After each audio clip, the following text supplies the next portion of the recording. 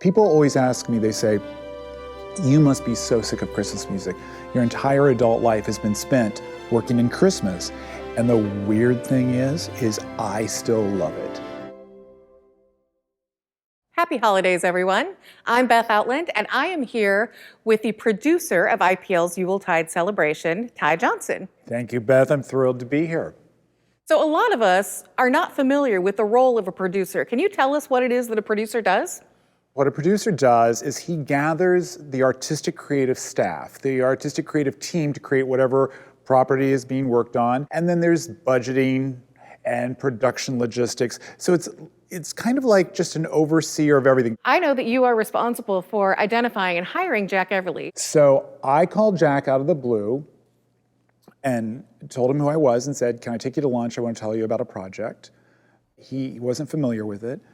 And at the end, he said, I'm very, very interested in doing this. I'm very interested. And in fact, he accepted it. And his first year was 1994. And I don't think he's looked back since. What makes him a great fit for a production like this? To be the music director and conductor of Yuletide requires a couple special things. One is discipline. Because you're doing a lot of shows. You're doing 30 performances in a very short period of time.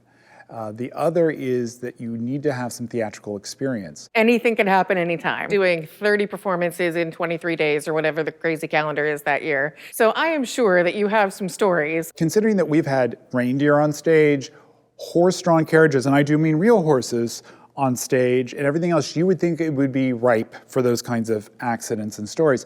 But actually those things are so rehearsed, they go very smoothly. But the things that don't always go smoothly are the things you never anticipated. For instance, in 'Twas the Night Before Christmas, Santa makes his big entrance, backing out of the chimney into the living room of the house with Mama on her kerchief and Papa in his cap, watching.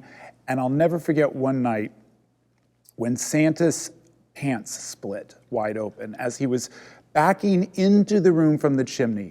And unfortunately, the actor, because of a quick change, did not really have anything on underneath. Another time I remember there was a very nouveau modern dance segment, but it was based in the Nativity. So there was Joseph and there was Mary and there were angels. It was a beautiful, beautiful setting with beautiful costumes.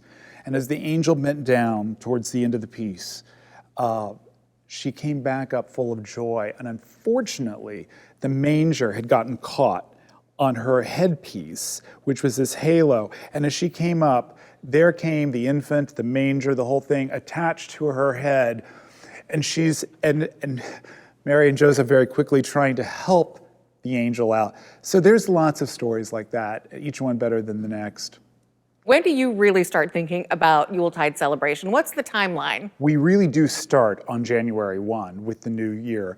And what we do is we immediately have artistic meetings and creative staff meetings, and we bounce around ideas and we start to get everything rolling. We go into March picking up the steam and the pace, and we add on a costume designer and lighting and special effects.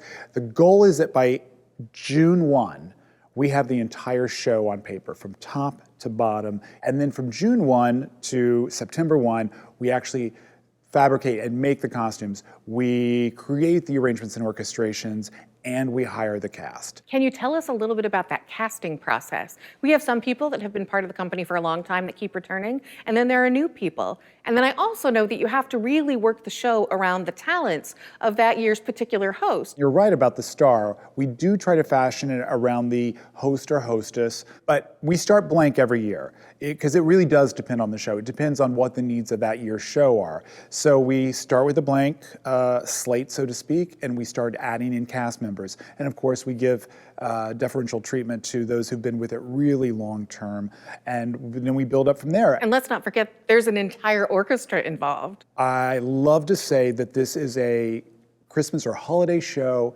that stars an orchestra.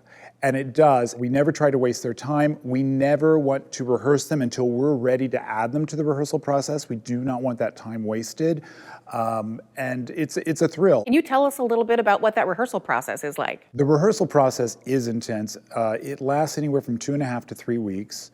And we'll have 3 and 4 rehearsals going on concurrently. And all of that has to mesh, and with such a limited amount of time, it really is pandemonium. I always think, but controlled, organized pandemonium. I always think it's a little like the old studio systems of Hollywood. From lighting to costumes to the dance rehearsals, there's just this flurry of activity of people passing in the hallways, and it's a great, great energy as everyone prepares for the show. So how many rehearsals will the orchestra actually have prior to the opening night? Technically, there's only 5 rehearsals with orchestra. We have something called the Sitzprobe, which is the first chart reading, the first time that the musical arrangements are being played out loud. And that's a very telling and exciting day. And we usually have to do that off-site because the set is being loaded in. So we'll be somewhere like, let's say, Pike High School, or somewhere that's a large venue and the cast gathers.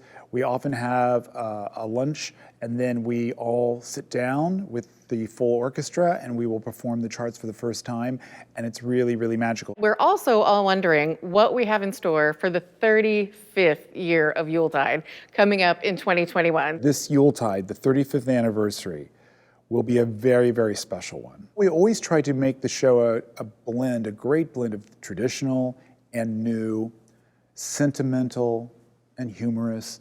This year we will be focusing more on the sentimentality and the tradition, but there are more new segments in this year's show than probably ever before. It's going to be filled with the music, the merriment, and the magic that you can only get at Yuletide.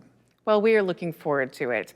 And we know that you are already set to work on it, and we are all excited for Yuletide Celebration 2021. Thank you so much for being here today, Ty. Thank you very much. And despite this long, arduous time that we've had over the course of 2020, I just want to say that Yuletide 2021 will be holiday magic worth the wait.